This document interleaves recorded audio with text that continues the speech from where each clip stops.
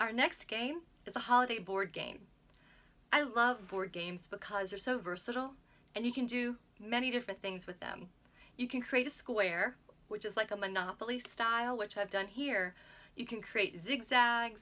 You can even take individual pieces of paper and lay them on the floor in a design that you want, and that can be your board game. There's a million variations that you can use.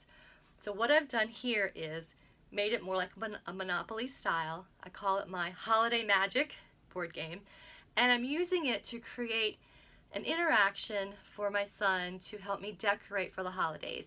We celebrate Christmas, so you see a lot of Christmas decorations here, and I would use this to decorate his playroom and things that I think are going to be motivating for him. He likes sparkly things. He likes things with texture. He likes bright colors. And so this is why I chose these items. You can build the board game together with your child, or you can prepare it ahead of time and bring it in as like a surprise. Look, I have this great game we're going to play. Either one will work fine depending on what you think will be more exciting and inspiring, but really anyone is fine depending on how you present it and how excited you are in presenting the game to your child. You want to get pawns, which are the items that you kind of move around the game. My decorations are kind of big, so they're filling up most of the space, but that's okay. You can put the pawn next to it or underneath the decoration. And I just find things around the house. Like I had this little lip gloss that my daughter uses, and I found this doorknob. I don't know, from an old door we had.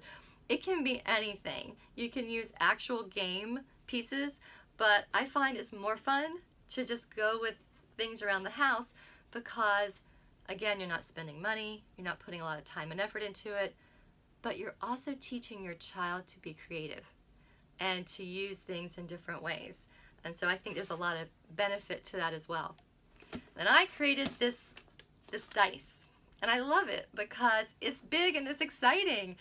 You can definitely use a little dice. I don't have one to show you, but it would be small in your hand. This is another thing you could do together with your child. It's an old box that we've taped with some paper, and we made the numbers, to the circles to represent the different numbers on the box. And then we take turns rolling the dice. If we're sitting on the floor, we roll it on the floor. If we're sitting in a chair, we might toss it in the air and see where it falls. And then together, we count the numbers, and then I actually help my son move to the appropriate space. You can create any rule for how you want to play it, but one suggestion is you move your pawn the number of spaces that's on the dice. And as you continue to take turns and play, you're going to find the decorations are gone, because when you land on a spot, then you simply untape the decoration and hang it somewhere in the room. As you start to move around the board, more and more of these decorations are going to come off. And so you're going to make up you're going to decide how you want to play the game.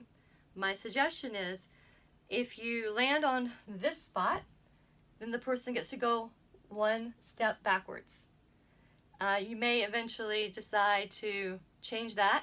If there's nothing here, then maybe you move 2 steps forwards. Whatever it is, it doesn't matter. The point of the game is that you're doing something together, whether it's creating the dice or just rolling the dice. There were many months my son would not even touch the dice. So my goal was for him to just touch it. And so I would say, ooh, if you touch this, I'm gonna roll it. And then guess what? You're gonna get this awesome decoration. And that would motivate him to just touch it. And then we worked on rolling it. So again, I was being persistent, and I kept upping the game a little bit until I was getting what I wanted, which was him rolling the dice and then eventually moving the pawn and playing the game with me. Another variation that you may consider is putting something unrelated to this activity on the board. I put this little whistle. It's a mouth whistle. It's not a decoration, but that's okay. If you land on it, you could do something unpredictable. You could say, oh my goodness, this is not a decoration, it's a whistle, and blow on it to show him how that you use it. You could use it to then like march around the room and doing a holiday song, or you could just actually use it as a question. This doesn't look like a holiday decoration.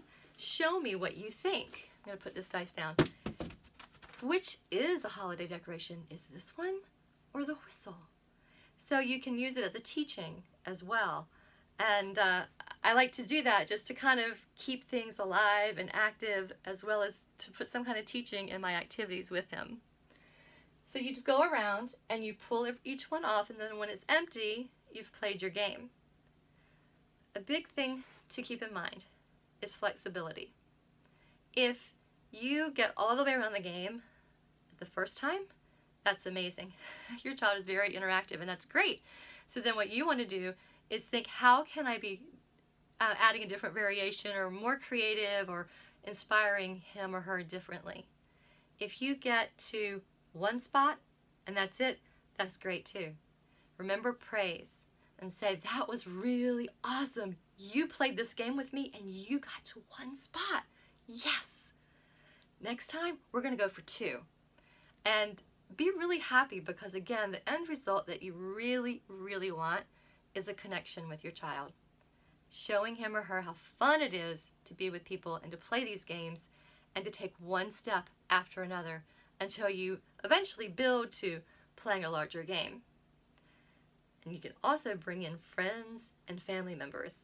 I would take this game to a family gathering this holiday season if you are looking for things to do. Because I don't know about you, but my son isn't going to sit in a chair and just talk or listen to people talk for an hour or more. He needs something to keep him busy. I really don't want to give him his iPad for the whole time, because that's telling him it's okay to be with a group of people but be completely exclusive. And I know we do that because we need to, and that's totally okay, because we need to take care of ourselves too. But you could try taking a game like this and watch how people around you get excited, not only to play this, but excited for your child and excited for you, that you're now showing them a new way to connect with you and your child. So this is fun, and I hope you had fun with it. And again, you can come up with a million variations.